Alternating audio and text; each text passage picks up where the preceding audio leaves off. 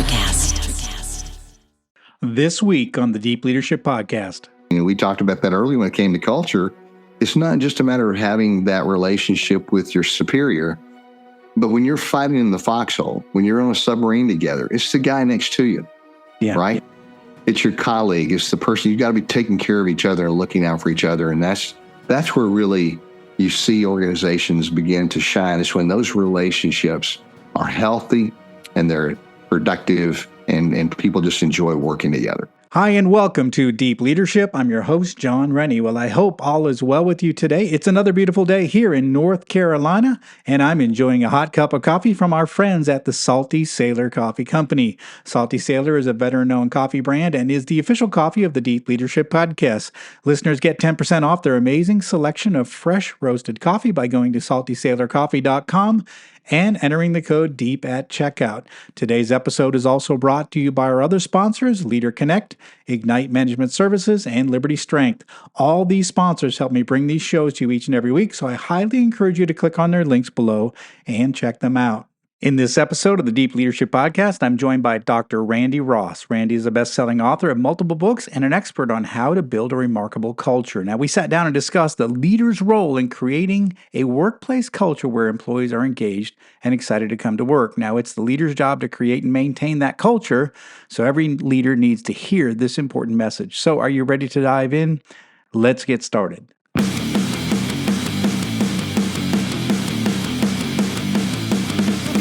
Welcome to Deep Leadership.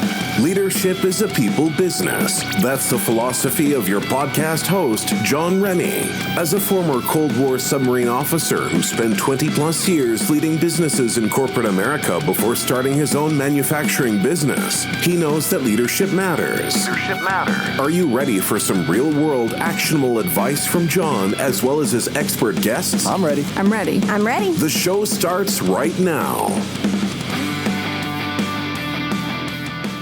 Welcome to the Deep Leadership Podcast. Today I'm joined by Dr. Randy Ross. Randy is a compelling communicator, craftsman of culture, and best-selling author of multiple books, including Remarkable, Road to Remarkable, Relationomics, Fireproof Happiness, and his latest book entitled Make Life Good. He has worked with brands like Delta, Berkshire Hathaway, GE, McDonald's, Panasonic, Chick-fil-A, and others to inspire and enable countless people to find new passion and purpose in their work better together in teams, and have greater influence and impact. He believes that when people like what they do it better. And when people like those they do it with, then they work better together. And I'm excited to have him on the show to talk more about building a remarkable culture. So, Randy, welcome to the show. Hey, John, it's a pleasure to be with you. And you read that just like we wrote it. So thank you. Yeah, I've done a few of these episodes, so I'm getting my radio voice. So there you thank go. you. There you go. Well, I wanted to have you on the show. I mean, just all the work that you do and the work that you've done with all these companies. I kind of wanted to get in on culture and talk a little bit about culture and building a great culture. First of all, tell our audience, what is organizational culture? What is it? Well, right. It's a buzzword right now. Everybody's talking about culture, and people are beginning to realize the importance of a good culture. Everybody seems to have their own definition, but here's ours. Culture is the collective expression of the values, the beliefs, and the behaviors that individuals bring to any endeavor. And I think all three of those are important because behaviors, obviously, are those things that are observable, that we see every day. It's how we play in the sandbox together, right? But behind every behavior is a belief system. And we all have a belief system, those things that we hold to be true, factual, important, impactful. And then behind our belief system, what drives the belief system or is foundational for that is our value construct.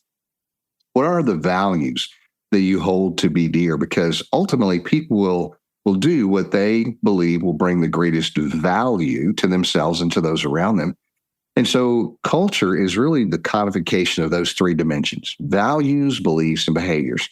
And the fun part is when you have a dynamic culture that really understands the importance of connecting people's personal passion to corporate objectives, and you create a relationally rich environment in which people can thrive, now you've got a cutting edge culture, and it becomes the greatest differentiating factor that any organization can possess. Yeah. That you just said something that's really important, and I think that's something I've learned over the years, which is the connecting people's passion to the overall mission of the company. And when you can do that, when you have people kind of aligned, like this is what I've been put on earth to do, and they're doing it in pursuit of an organizational objective, and they're around team members that they respect, and they're also on their own journey, personal journey towards what they want to do in their life. You can't stop a team like that. I mean, they're unstoppable when that happens. Well, because at that point, they're not just on a mission. They don't just have a mission. They're on mission, and they're on mission together. And that's when things really get dynamic and exciting, because if we're all aligned, and we call that value centricity, when people's values are aligned with one another and aligned with the organization, then it creates a circuit literally through which energy can flow to light up the world and do good. And there's nothing more powerful than unity. And when people are unified in their effort, when they're unified in their thought, when they're unified in their values, it's a pretty immovable force. It's exciting. It gets fun. I love it. I love this. My second book is called All in the Same Boat. It talks about how we built one team as a submarine crew, and that unity that we had was something that I never saw in my corporate days, but I do see it now as an entrepreneur with running a small manufacturing company. I have that again, but I didn't have it in my corporate days. It was always like we were never always aligned. Everybody was sort of running in different directions, and the mission was always a little foggy. And so you work with big companies, and so I'm kind of curious as we get into this, talking a little bit about how you do that on a bigger scale. I've seen it done, like I said, in the military. I've seen it done in small companies, but bigger companies seems like they get lost a little bit, right? In terms of what's the priority, what's the total mission. Everybody has sort of conflicting agendas sometimes. Do you find it that way in big companies where it's a little harder? Well, it can happen. Certainly, I think organizations that grow rapidly, either through just natural growth or through mergers and acquisitions, it's harder to keep the consistency of the culture. It's hard to make sure that it propagates, from the core outward. But it can be done. And we work with some great organizations who have done a remarkable job at that. Chick-fil-A being one of those. The culture goes all the way back to Truett Cathy. It was his heart. It was his passion. But it's been brought forward by the different generations now. People think about Chick-fil-A as being an overnight sensation, but it's really not. It started in 1946. Yep. And it started off in a little dwarf house. But as it grew, I think that whole idea of taking care of each other and taking care of the customer really permeated the culture. And it always has, and it still does. As a matter of fact, it's kind of interesting. We might want to talk about this a little bit later, but most people don't understand what the mission or the vision statement of Chick-fil-A is. And their current statement is very simple: to be the world's most caring company. Yeah. Now, that has nothing. It has nothing to do with serving chicken or being a quick service. Right? Yeah. But if you see all their commercials, the red couch commercials, it's all about acts of kindness, doing good, taking care of people. And that's at the heart of what they do. And this is intriguing to me. At the end of 2022, they closed just under $19 billion in gross revenue. And John, that was greater than their top 5 competitors combined. Isn't that? I love that. I love it. And they're closed on Sunday. Well, and from a practical standpoint, they do with 1/3 the number of retail outlets. Yeah. So think about that. Their top 5 competitors combined, 1/3 the number of retail outlets, closed on Sunday. But because their mission is to be the world's most caring company, you see what happens. I think people are beginning to wake up. There's a whole trend right now and research being done on the ROI of care and compassion. And I think it's profound because it's a simple idea, but it's so impactful that when you take care of people, those people will take care of the business. It's such a remarkable concept. Chick-fil-A is a great example of it working, but yet we still have many companies that work on the numbers, and they don't realize it's the people that gets the numbers. It's the people that get the culture. It's the people that, and so we work on the try to work on the end result. We don't work on, the cause or what creates that. And I think but you're right. We are seeing more and more people talking about it. And it's so great to see a company like Chick-fil-A having the success they are because they can point to their culture as being, one that is, again, consistent across all these stores all over the country too and around the world. So that's what thing is amazing. They've been able to replicate that culture on a large scale. Yeah, so it doesn't really matter if it's a small mom and pop operation around the corner, or if it's a regional organization, or if it's multinational. It's not the size, it's the heart that really matters. Mm-hmm. And I think that heart can permeate throughout the entire organization if you have a conscious awareness and you're constantly trying to keep your hand on the helm of culture. I love that. One of the things you brought up a great analogy and made me think. You talking about being on a submarine. Yeah. And think about if you're not unified, if you don't enjoy those people, and you've got to be in such close quarters for an extended period of time with those people, that's either going to be a really great experience or a really horrible experience. I'm a sailor. I love to sail. And we often take trips, catamarans, different places around the world. And most of the catamarans, cats that I sail, there are 4 cabins, right? And so we'll invite 3 other couples to go with us. And part of what we talk about constantly is, would you sail with that couple? Yes. Do you want to be on a small boat for a week with that individual? Do your values align? Do you believe the same thing? Do you enjoy each other's company? Because when you enjoy each other's company, the week passes so quickly and you want to do it again.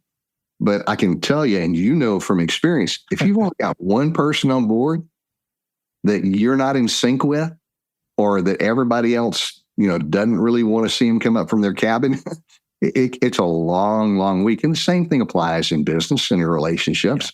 Yeah. There's no secret to it. It's just that we have to be consciously aware and concentrate on making it better.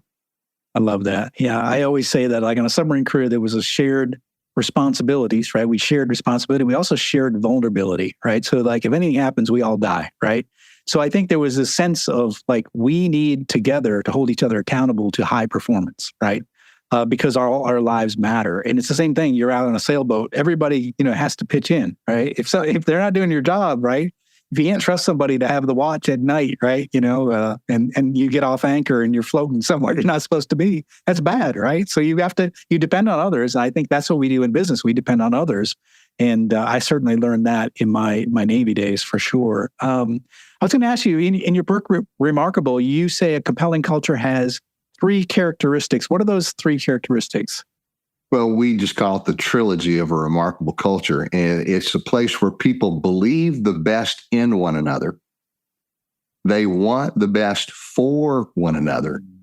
And so therefore, they expect the best from one another. So it starts off with trust. There has to be a high level of trust. Trust is foundational for any healthy relationship.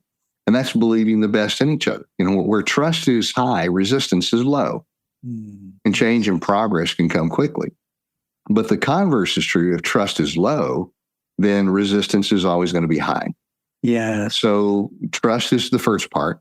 But then the second part is care and compassion. We just talked about that. We want the best for each other. And so we lean into each other. We know each other's struggles. There's the vulnerability that you talked about. There's the openness, the transparency, the authenticity, the deep connection, and the deep relationships, because people thrive in relationally rich environments. And so that's the second piece. And then the third piece is accountability. Mm-hmm. And there's a lot of talk in the market about accountability, and we understand the need for that. And it certainly is very critical.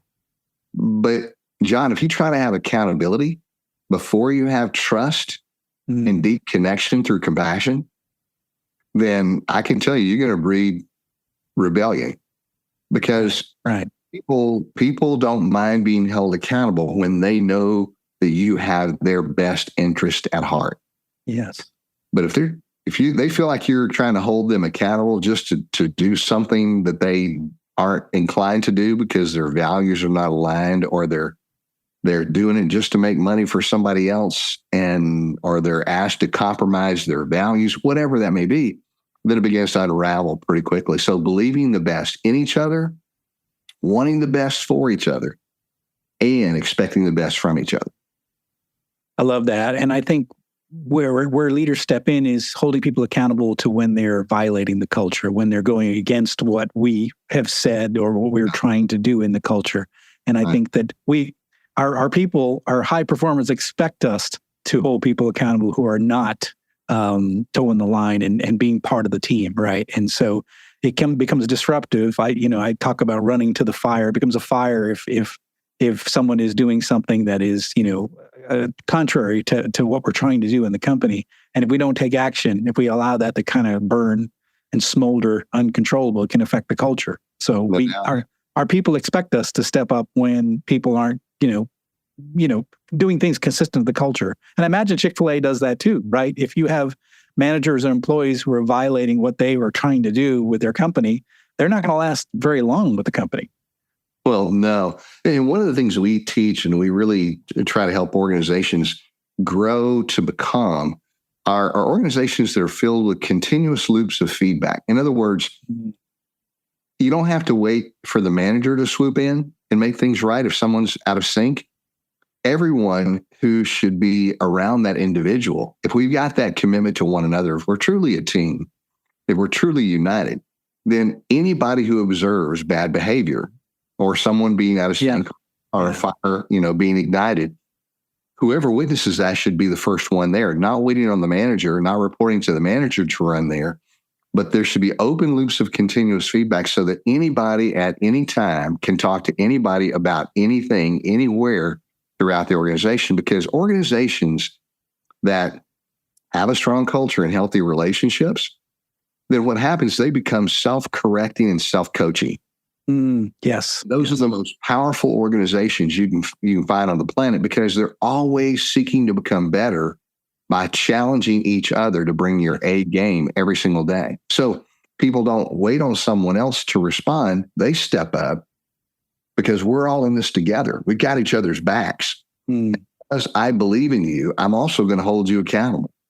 And that's a fun dynamic. And that's when you have fluid play on the field or in the court or in the conference room. It's when you're all united in that way, seeking the best for each other. I love that. I used to explain to people that's what the Navy on a submarine was called. I called it positive peer pressure. It was just like there was so much peer pressure to be excellent at what you did because you had the lives of your shipmates in your hands. And so there was a high level of positive peer pressure to be excellent at your job. And I love that. I love being held accountable to be great, and to be better than I was before. And when I went into corporate, I lost that. There wasn't a sense of positive peer pressure. It was sort of like everybody kind of does their own thing and hope for the best. And I obviously I wasn't in good companies with really excellent cultures. So that's why I felt that missing. But I think a lot of veterans feel that way. They come out of the military, there's like a code of conduct and we're going to do things excellent. And then you come out and you're like, what is going on? What are people doing? Why are we all leaving early? What is going on? So it's hard for me to accept it. And I know a lot of veterans too struggle with that. It's like we had principles, and then we come into some companies and there's no a commitment to excellence, right? And so, I do understand what that is, and I think that makes a lot of sense. You talk about 4 principles of axiology. Now, I'm not that familiar with that term, but these 4 principles of axiology and how they serve to help codify the culture. So can you talk to us about what axiology is and how those principles can impact culture? Yeah, that's we can do a deep dive there. Axiology is a strain of philosophy. Okay. And so it's the science of values, value constructs, and value judgments. And for me, it's the most, I think, beneficial explanation of human motivational behavior. Kind of alluded to it a little earlier when I said that people will do what they believe will bring the greatest value to themselves and others. We all act in accordance with our value construct because that impacts our thought processes, our decision-making, and ultimately our performance. So axiology is a fascinating field of study because at its heart, what it is, it's an attempt to define and measure good. And it's also an attempt to create good, movements of good within organizational life. And we just talked about the ROI of care and compassion. Well, that's what I'm talking about. I'm talking about movements of good in organizational life. In other words, if you were to ask anybody, what's the purpose of business? 9 times out of 10, they're going to say to make money. And granted, if you don't make money, you're not going to be in business. But I don't think at the heart of it, that's the purpose of business. I think the purpose of business is to improve the human condition. I think the purpose of business is to make life better, to make a difference, to do good in the world. No matter what you do, if you make widgets or sell products, that's not the real purpose. The purpose is to connect with people in such a way that you improve their life story. Mm. Because when you make a difference in people's lives, I guarantee you will make $1. Mm.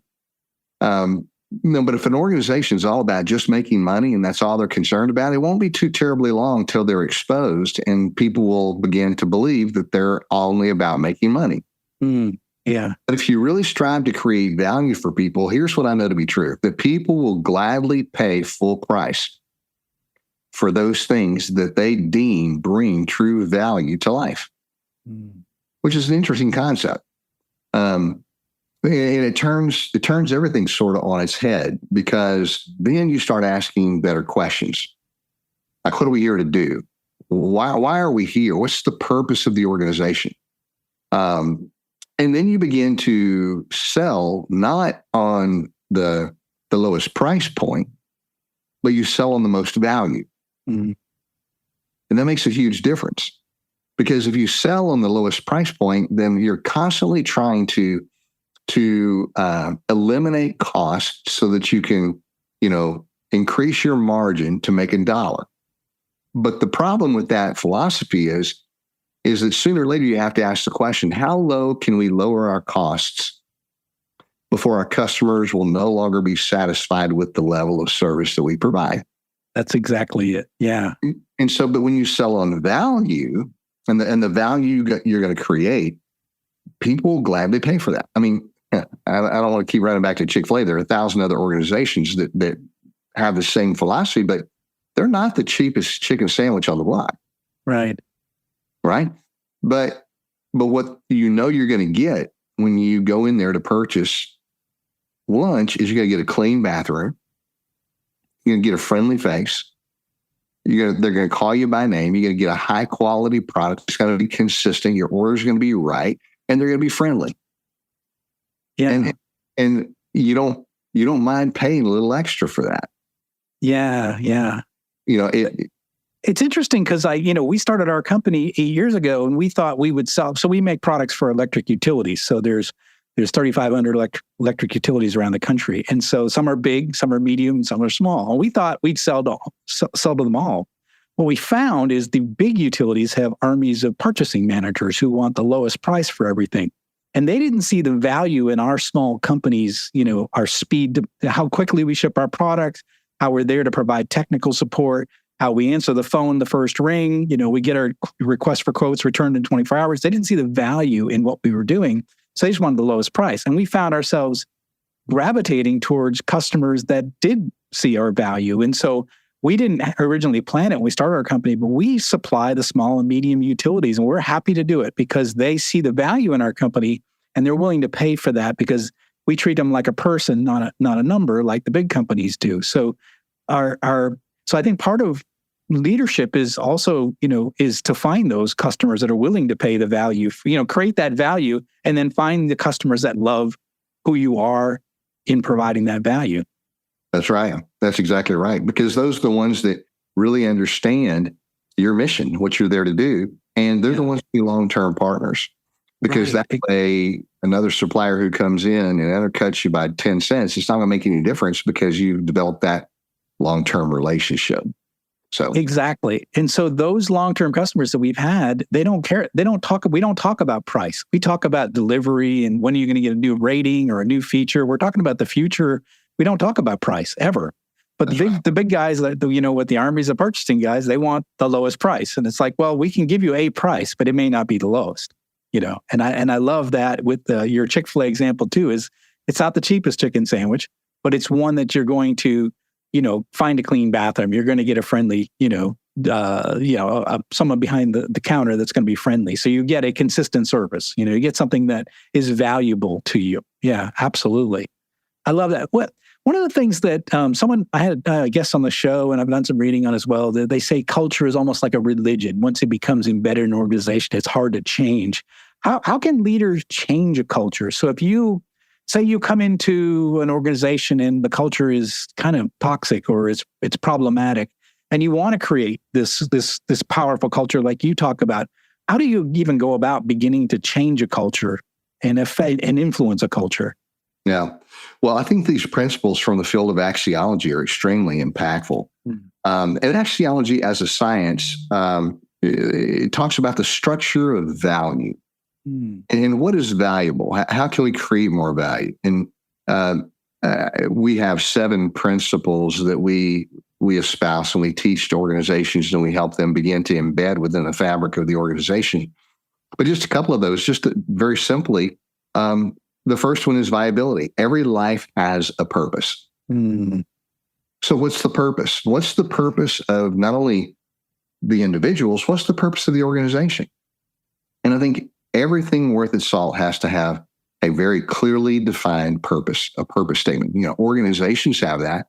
When I ask leaders or individuals, what's your purpose, your life purpose statement, or your leadership legacy statement? I get a lot of blank stares. But that's where you got to begin. What's your purpose for being here? And then there's the principle of creativity, which means that just simply says that we're all designed to create value in life. And so we talk about the fact that in life, there are 2 kinds of people. There are value creators and there are value extractors. Yep. And it's not just as easy as givers and takers. Some people like to put it in a simple bucket like that. It gets a little bit more complicated, but value creators are people who live with an abundance mentality that says, hey, if we all bring more to the table than we take away, then at the end of the day, there will be a surplus on the table that can be shared by everybody who helped to create that value. But a value extractor, on the other hand, has a scarcity mentality. They believe there's not enough to go around, so therefore, I've got to get to the table and get as much for myself as I possibly can if I want to survive. The problem with that mentality is if everybody is a value extractor and they rush to the table to get as much as they can for themselves, it won't be too terribly long till there's nothing left on the table. And when there's nothing left on the table, the game is over, go home, right? Yeah. And so you have value creators and we're all designed to be value creators. The problem with that is that sometimes, that's how we're hardwired, but our software is broken. And so to talk about how do we become value creators and how do we adjust our mindset to bring more to the table than we take away. But that's the principle, or we call the maxim of creativity. But then there's also the maxim of positivity. There's 7 of them. I won't go into all of them. But this is a good one maybe to wrap things up on. And I love this one because it's so powerful. But it's the maxim of positivity. And it just simply says that all the good things you want in life are a byproduct of creating value for other people. Now, here's what's everybody wants to be happy. But John Templeton, a very wise man, said, happiness pursued eludes, but happiness given returns. In other words, I'm the happiest as a husband. Guess what? When my wife is happy. Yeah. I'm the happiest as a parent when my kids are happy. I'm the happiest as a leader when my team members are happy. Everybody pursues happiness, but they don't really know how, because oftentimes we think if I just reach this milestone, if I just acquire that thing, I'll be happy. And it never brings long-term happiness. Happiness is the result of healthy relationships. And that's where many people miss it. Happiness is the result of healthy relationships. So what are you doing to create a relationally rich environment? And that's the principle of positivity. You remember old Zig Ziglar, who used to say, the fastest way to success is to make those around you successful. Same idea. Yeah. All the good things you want in life are a byproduct of doing good for others. So therefore, how do we create movements of good within organizational life? So those are just a few principles from the field of axiology. But as you unpack those principles and all the other principles and practices that go along with it. It's amazing the impact it can have on organizational life. I love that. I love that. I was trying to describe what our business is like to someone. I was on a podcast earlier today as a guest, and I was talking about how we had one of our employees, we do a stand-up meeting every morning, and we had one of our employees, this was 3 years ago, she was a well-loved employee, been there since the beginning. She announced that she was pregnant with her first baby. And everyone was excited. And I looked around at the team and everybody was crying. Yeah. And I was like, oh, this is a weird business experience, right? And it was almost like, we care so much for each other, right? That team cares so much for each other. When someone has that really exciting, great moment in life, we all felt it. Like we all felt it. And then, fast forward 3 years later, the other day, she didn't have, her mom was having an operation. So she had to bring her daughter in. And her daughter was on a tricycle running through the factory. And there was her daughter, who we were 3 years ago crying about. She's 3 years old now, running around on her tricycle in our factory. And I'm like, we're living life together. We have built these deep relationships. We deeply care for each other. And it's something that I never experienced in my corporate days. And I love being part of a team that is like this now, because I feel like there's nothing that come against this organization that we built, just because we are such a close-knit organization, a close-knit team. Well, and I think that's it. You touched on it. And a good culture is doing life together. Yeah.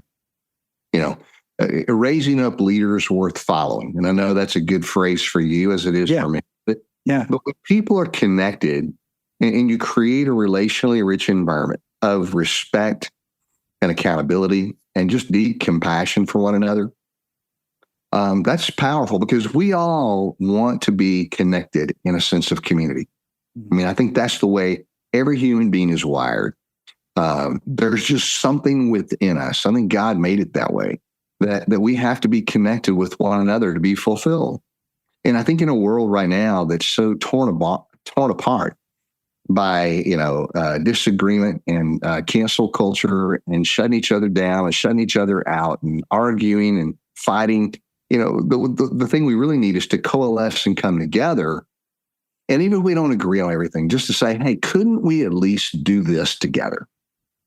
Isn't this something productive that we could see happen if we just joined our forces together to do good? And I think that is a flywheel that if you get that started within organizational life, people will be so drawn and gravitate toward that it literally becomes unstoppable. And that's what we're talking about, creating an unstoppable culture by doing life together and really, coming to a place that we sharpen and challenge each other every single day. I absolutely love that. This has been fantastic, Randy. So what are you working on these days? We talked a little bit about it before we press record. You've got some exciting things. You got a new book coming out. And then also you've got some exciting stuff about the way you're doing teaching. And I'm interested in hearing that.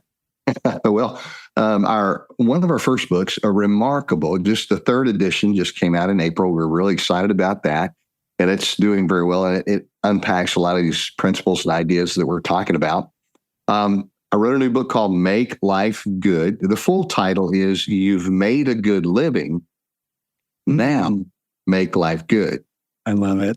And so it's about, how do you find a purpose and meaning in life that goes beyond just making money or, retiring comfortably? How can you give back to make your own dent in the universe? And it's a fun parable, an inspirational, soul-stirring parable about how we can each in our own way make a difference in the world.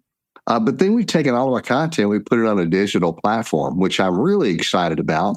Finally found a partner that we're thrilled with that can now we can disseminate our content globally. And what you and I were talking about before we came on is for the first time, I have created a digital twin using AI, and we can deliver our digital content in 53 languages. I love this. I love the drop of a hat.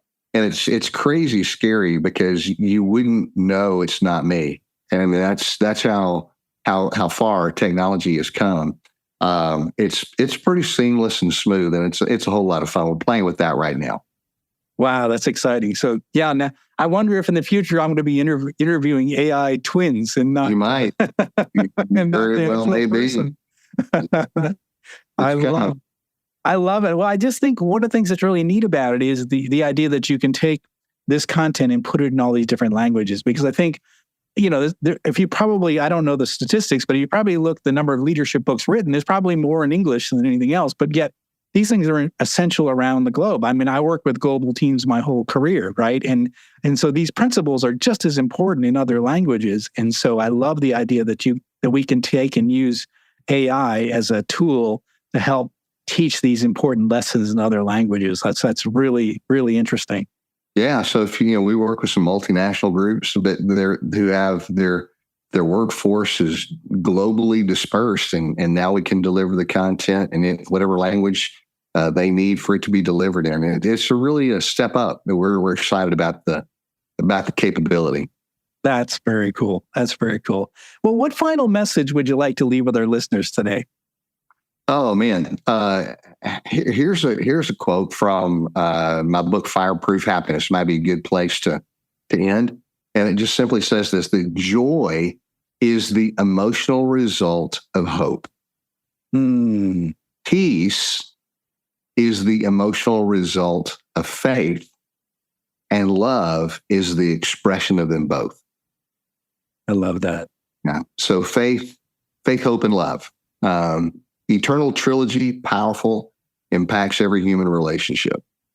Yeah, absolutely. These are the timeless facts. Yeah, and it's interesting because what's interesting is I've on this podcast, and the listeners know I've interviewed all sorts of people, a lot of military people. But one thing is consistent against 3 different Navy SEAL commanders that I interviewed is that the word love came up in that discussion. And so we think of Navy SEALs as being these tough guys and, battle hardened, and, all of them had combat experience. But they talk about love, the love of the person next to them, and why they do what they do, and that brotherhood. And it's always interesting because of all the people I talk to, the toughest men were the ones talking about love and the importance of love. Yeah, it is interesting. And we talked about that earlier when it came to culture. It's not just a matter of having that relationship with your superior, but when you're fighting in the foxhole, when you're on a submarine together, it's the guy next to you, right? It's your colleague. It's the person. You got to be taking care of each other and looking out for each other. And that's where really you see organizations begin to shine. It's when those relationships are healthy and they're productive, and people just enjoy working together. This is such a great points you bring up, Randy. Thank you for coming on the show. This has been fantastic. You've got a lot of books out there. So how can our listeners learn about you, your books, and your company? Quite simply, wherever fine books are sold, you can find our books: Amazon, Barnes & Noble, BAM, wherever. If you're interested in what we do, and I travel the country and do keynotes, and I go into organizations and do workshops, and we also have our digital content that if people are interested, they can gain access to that. We explain all that on our website at drrandyross.com. That's just DR, no period, randyross.com. If they want to reach out to me personally, they can do that at rr@drrandyross.com. Fantastic. We're going to put links in the show notes for all of Randy's resources and his books. And again, if something really resonated from you, if culture, the discussion on culture or axiology or something really resonated, reach out to Randy and ask him a question. He is the expert. I'm honored to have him on the show, but he's available if you've got questions. If you're looking for a keynote, if you're looking to have someone come out and maybe do some fixing to your corporate culture. And believe me, you probably have problems in your culture. And he's going to be the person to call to be able to fix that. He is a doctor of culture. He can fix your culture and help you get better in your organization. Randy, thanks for coming on the show, and thank you for sharing all of this insight and giving us a really good perspective of how to make our businesses better. John, it's been a pleasure. I've enjoyed the conversation and grateful for the invitation to join you today. Well, thank you again. Well, that's it for today. Thank you for listening to Deep Leadership. If you like this podcast, please subscribe and share so we can continue to build a world with better bosses. Until next time, this is John Rennie saying take care and lead well.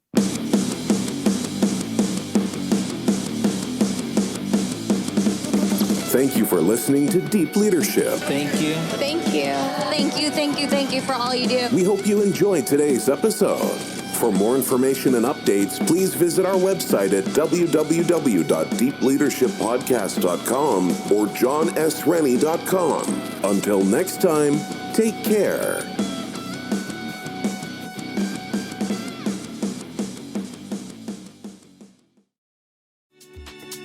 Hey guys, it's Miriam Love here, and I want to share something very special with you. Check out my new release, All In, the Spanish remixes, out now on Electric House Records. And always remember, be love, share love, all love. Available now wherever you listen to music.